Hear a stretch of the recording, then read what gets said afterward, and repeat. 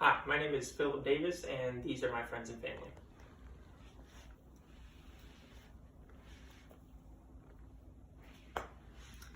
We all have pets, or at least know someone with a pet. No one wants to see anything bad happen to them. But little do people know that there is a rising issue, not only in the United States, but in other countries around the world. The decision to spay or neuter your pet. Over 84.6 million households in the United States own at least one pet. Many of these pets are loved, and some are even considered to be family members. We care for them and love them, and make sure they live healthy lives. For many of these households, people are considering whether or not they should spay or neuter their pets. Many believe that they don't need to subject their pets to surgeries because they have no intentions of breeding them, or they simply do not believe it is a big deal.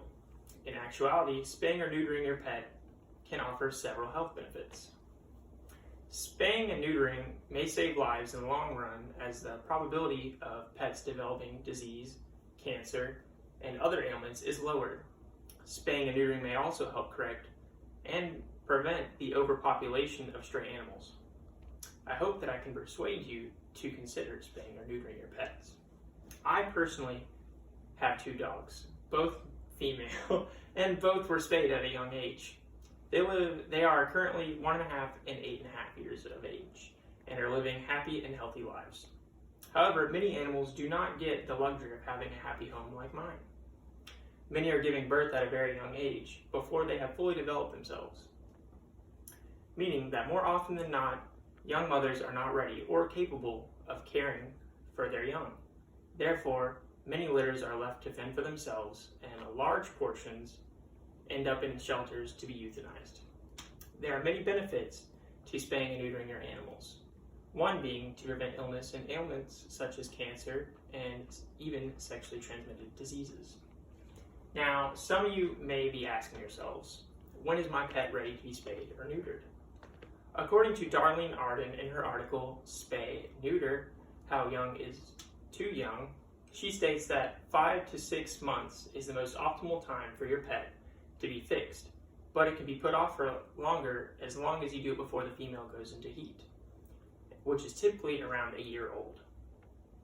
It will not hurt your animal if you wait a few years, but the risk for ovarian cancer, testicular cancer, and breast cancer increases significantly the longer you wait. Laura Cuddy says in her article, Spay Neuter, What's the Evidence? If the female animal is spayed at the appropriate time, they are less likely to develop said cancers and ailments. She also states that there are some disadvantages to spaying and neutering pets. For instance, male dogs are 10% more likely to develop hip dysplasia than male dogs that were not neutered. But do not let the statistics scare you, because spaying and neutering far outweighs the risks. Aside from spaying and neutering helping treat ailments, spaying and neutering also will add 1 to 3 years to your animal's life expectancy. It will help their overall behavioral issues, and it will help a shelter animal in need of a home. Animal shelters provide care for millions of pets nationwide. Although animal shelters reduce the number of pets roaming around the streets and reproducing at high rates, many pets spend many years within the shelter system. Statistically speaking, the older a pet becomes, the less likely they are to be adopted and given a home. Therefore, many older pets are euthanized when shelters can no longer afford to house them.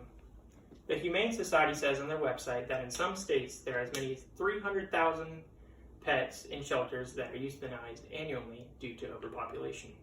2.7 million pets nationwide are euthanized or simply thrown out on the streets.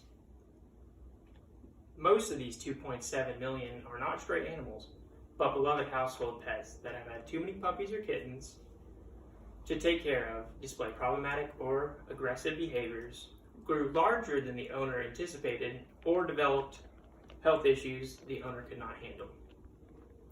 Spaying and neutering will eliminate the problem because it is the only 100% form of birth control for animals. If all pets are required to be spayed and neutered other than qualified breeders, the overwhelming number of 6.5 million pets that enter shelters within the United States would drastically decrease. A lot needs to be done to prevent overpopulation and to keep our pets healthy through spaying and neutering. Georgia has come up with a law that helps the overpopulation by using spaying and neutering. The Atlanta Humane Society said in their article, Spaying and Neutering for Your Pet's Health, that it is a law in Georgia to spay and neuter all animals that come to their shelters. This alone will help with overpopulation, as well as nationwide, in order to help how fruitful spaying and neutering can be in correcting many problems associated with the overpopulation of pets. It is not just up to the shelters to fix the whole problem. The biggest problem is with pet owners. Although there is no law against not fixing your animals, shelters will strongly suggest you and urge you to do so.